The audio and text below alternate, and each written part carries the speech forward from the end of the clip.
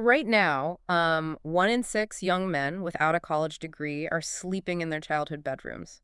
And, the real tragedy of that statistic isn't the missing rent money, it's the missing friction. Oh, absolutely. The friction is the whole thing. Right, because we usually think of the housing crisis strictly in terms of like spreadsheets and interest rates and down payments. You save up, you hit a target number, and boom, you unlock the next level of adulthood. We've basically turned moving out into this very clean, very sterile financial milestone. Yeah, we treat it as an economic transaction that either clears or it fails. Mm, And when the numbers stop working for an entire demographic, which they have, the conversation usually just stops right there, the economic deficit. exactly. We are entirely missing the social deficit that follows. Which is exactly why we are tailoring this deep dive for you today. Because you're the kind of listener who wants to look past the surface data, to understand the invisible mechanics shaping our culture. Yeah, the stuff behind the numbers. Right. So the mission here is to unpack a really fascinating piece from Psychology Today by Jerry Bolander. And he's analyzing a new working paper by Gabrielle Penrose from the American Institute for Boys and Men. The core finding is that the surface-level economics of our housing shortage are actually masking a massive silent crisis of male connection. Okay, let's unpack this. So to understand the magnitude of the current crisis, we really should establish a baseline using what the ideal plan ever is, what it used to look like. The author, Jerry Bolander, uses his own life as the case study. Which is super helpful. Right. So he lived at home until he was 25. He started at a community college, transferred to a state school, and after graduating, he just simply stayed in his childhood bedroom. Just skipped renting entirely. Completely. He waited until he had a solid job and enough cash saved to buy a house with his girlfriend, completely bypassing the rental market until much later in life. I mean, the guy treated moving out like a perfectly executed, sterile laboratory experiment. He really did. He stayed in a controlled environment, got his electrical engineering degree in the late 1990s, right in the heart of Silicon Valley, and emerged debt-free. He even points out that they were literally building the internet back then. Yeah. The timing was unbelievable. Right. The job market was practically begging him to walk through the door. It was just a mathematical formula, follow the steps, get the house, avoid the mess. What's fascinating here is how Bolander frames that personal history. He knows he had a clear, almost utopian roadmap. He contrasts his perfectly executed lucky transaction with the deeply fractured reality of the young men in Gabrielle Penrose's research today. It's a completely different world now. Exactly. We are currently looking at a landscape where 1 in 6 men without a college degree lives with his parents. That is double the rate of men with college degrees. Double. And these guys don't have a late 90s tech boom waiting to catch them either. No, they definitely do not. They aren't sitting on electrical engineering degrees. The math has completely inverted. Because since 1960, rent has surged roughly 150% in real terms. Over that exact same period, the wages for men without a college degree have effectively flatlined. Right, and the societal reflex is often to label a 28-year-old living in his childhood bedroom as, lazy or suffering from a failure to launch. Which is so unfair. The author completely rejects that framing. Given the metrics you just mentioned, with wages flat and rent up 150% staying home, is a highly rational economic response to a broken market. It's just math. Is a mathematical necessity for survival. When your purchasing power has been decimated, you consolidate resources. So if it's economically rational to stay home, the obvious question is what they are actually losing by making that choice. Because Bolander points out that by executing his perfect sterile plan in the 90s, he bypassed what he calls a crucial double whammy for young men. The dorm years and the roommate years. Right, the dorm years and the roommate years. The assumption is always that skipping the financial burden of rent is a net positive. But the reality is that avoiding the rental market means avoiding the people in it. Okay, I have to play devil's advocate here, though, because if you've ever had a terrible roommate, romanticizing this phase feels a bit absurd. Sure, I get that. Isn't avoiding a random guy leaving crusty dishes in the sink for a week a massive victory? We all know the horror stories. The roommate whose girlfriend slowly moves in without paying rent, or the guy who decides Tuesday at 3 a.m. is the perfect time to learn the acoustic guitar. The 3 a.m. acoustic guitar is a classic. Exactly. The entire point of achieving financial independence is to escape forced intimacy with annoying people, right? But Bolander doesn't disagree that living with strangers is inherently annoying. The friction is undeniably there. But his core thesis flips that annoyance into a virtue. He says the chaos is the curriculum. The chaos is the curriculum. I love that. Unavoidable low-stakes friction is the exact mechanism through which young men learn unwritten social skills. There's no university course on how to navigate a passive-aggressive dispute over taking out the trash. No, you just have to live through it. Exactly. The only way to learn how to de-escalate a confrontation over noise without turning it into a fistfight is to actually be trapped in an apartment with someone you are annoyed by, but you still have to see them the next morning. Let's evolve that tired analogy of building friendship muscles because it usually stops at a very surface level. Think about how a muscle actually grows physically. You have to subject it to stress. Right, you lift a heavy weight, and it creates microscopic tears in the muscle fiber. When the body repairs those micro tears, the muscle comes back denser and stronger. That is a highly accurate parallel to the psychological mechanism at play here. Social friction is the micro tear. When you live with someone, you are constantly experiencing micro-conflicts. Every single day. Every day. You have to learn the emotional regulation required to let a small grievance go.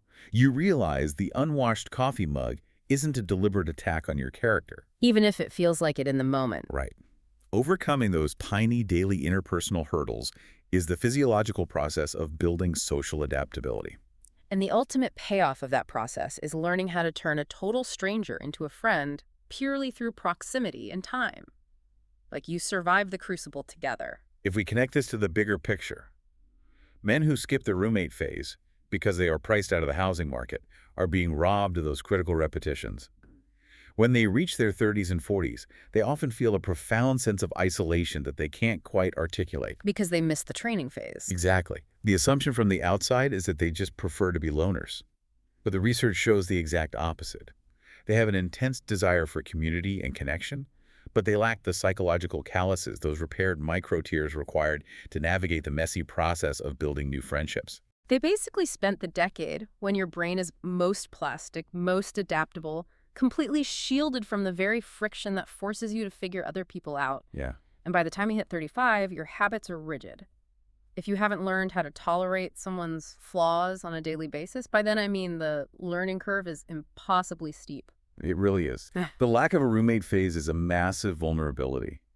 But the situation becomes catastrophic when we look at the second half of the data from Penrose's study. The housing crisis is intersecting with a labor crisis. Here's where it gets really interesting. Because if a young man isn't getting that social friction at home, you'd naturally assume he's getting it at work, right? You would assume that. But the study reveals the complete opposite. Think of a job as a forced social orbit. The workplace acts as a gravitational pull. Even if you don't particularly like your coworkers, you have to wake up, you leave your house, and you enter into an orbit with them. You're forced into the same space. Right. But without that gravity, you just float away into deep space, completely untethered from the societal solar system. The data supports that analogy entirely. The working paper signs that men living with their parents are significantly less likely to be in the labor force at all. Right, like at all. At all. We aren't Yeah. just talking about men who are underemployed. We are talking about men who have completely detached from the workforce. I have to ask about causality here, though. Because is living in their childhood bedroom causing them to drop out of the labor force? Or does failing to find a job force them to retreat to the bedroom? Like, which comes first? The research points to a devastating psychological feedback loop, actually. When you remove the financial pressure of paying rent, because staying home is economically rational, as we said, you inadvertently remove the urgency to compete. Oh, wow. So the safety net becomes a trap. Yes. Without the necessity of a paycheck to keep a roof over your head, the threshold for tolerating a difficult or unfulfilling job drops to practically zero. You quit or you stop looking. Because you don't absolutely need the money for rent. Exactly. And once you were out of the labor force, your social world shrinks to the walls of your parents' house. Yeah. That isolation breeds apathy, which makes re-entering the workforce even harder. The causal arrow points in both directions, and it just accelerates the decline. But wait, let's look at the modern workplace for a second. Because the whole promise of the remote work revolution was to liberate us from annoying office politics and the mandatory water cooler chat. Right, the dream of working in sweatpants. Exactly. Are we now saying that the guy stopping by your desk to complain about his weekend was actually a psychological necessity? Historically and culturally, yes. The workplace has been the primary engine of social integration for men. It is not just about casual banter. Work is the environment where men traditionally derive a sense of usefulness. That makes a lot of sense. It provides a structured hierarchy where they can demonstrate competence, solve problems alongside peers, and connect to a purpose external to their own thoughts. When you remove the mandatory water cooler chat, you are removing the friction of collaboration. And so, no job means no coworkers. No coworkers means no forced orbit. Exactly. When you combine an unaffordable housing market that eliminates roommates with a detachment from the labor force, the entire organic infrastructure for male friendship simply evaporates. They are not sharing space with peers in the morning over breakfast, and they are not sharing space with peers in the afternoon at a job site. Okay, so we really need to narrow our focus to exactly who is floating out in deep space right now, because this phenomenon is highly concentrated. We are looking at a very specific demographic profile. Very specific. It's young, unmarried men without a college degree between the ages of 25 and 34. And the specificity of that demographic is the most alarming part of the research. Bolander highlights that this specific group possesses absolutely zero backup systems. None at all. Let's break down the architecture of a social backup system for a second. If you go to a university, even if you commute from home and skip the dorms entirely, you still inherit an institutional network. Right, the campus life. You have alumni connections, intramural sports study groups, campus organizations. The men in this study lacking a college degree have no access to that safety net. And a second major backup system is a romantic partnership. A long-term partner typically acts as a social anchor, acting as a bridge to new groups, organizing social calendars, and merging friend circles. A social calendar manager, basically. Yeah, and because this demographic is specifically unmarried, they do not have a partner functioning as a social conduit. And the third backup system is the established career we just discussed, an industry network of mentors, colleagues, and professional rivals that forces you into regular contact. And they don't have that either. The timeline is what makes this a critical emergency. The ages of 25 to 34 represent a rapidly closing window. Social psychology demonstrates that your late 20s and early 30s are the definitive period when the friendships meant to sustain you through middle age are forged. So it's a now or never situation. Essentially, yes. As you move into your 40s, the sheer volume of unstructured time available to turn an acquaintance into a deep friendship just plummets. So if you miss this 10-year window, you aren't just dealing with a lonely weekend. You are practically guaranteeing isolation for the next 40 years of your life. That's the reality. When the economy makes independence unaffordable, we aren't just changing a guy's mailing address to his parents' house. We are fundamentally altering his psychological development. It's a structural failure. So what does this all mean? Like, for you, the listener, Yeah. if you recognize this pattern in yourself, or if you're watching a brother, a son, or a friend slip into this demographic black hole, you can't just wait for a macroeconomic miracle. The Federal Reserve is not going to lower interest rates to fix male loneliness. No, they definitely won't. And Bollander's conclusion is highly pragmatic. On a policy level, sure, the long-term solution is drastically increasing the housing supply to lower costs. But on an individual level, the solution requires radical intentionality. You have to manufacture the infrastructure that the economy used to provide for free. So if the market won't force you into a claustrophobic apartment with a guy who leaves his laundry everywhere, you have to find a way to artificially inject that friction into your own life.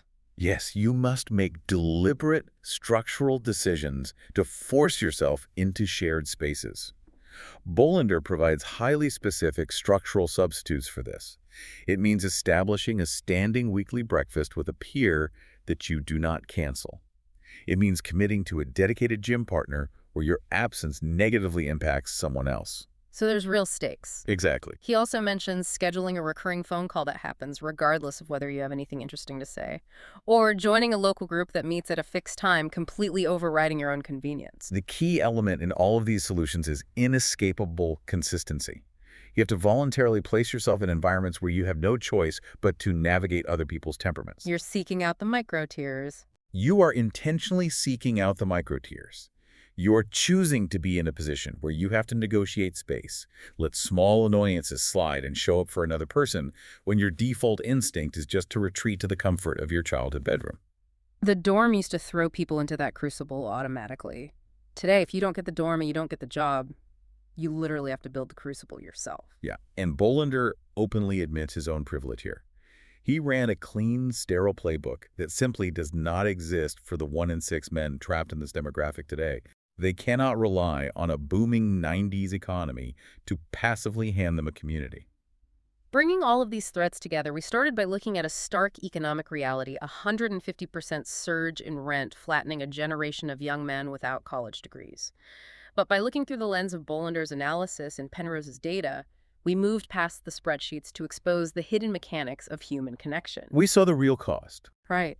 We unpacked how the chaotic, miserable roommate years are actually a vital psychological training ground for emotional resilience. And when you strip away that housing friction and compound it with a retreat from the labor force, you basically erase the natural gravity that keeps young men tethered to society.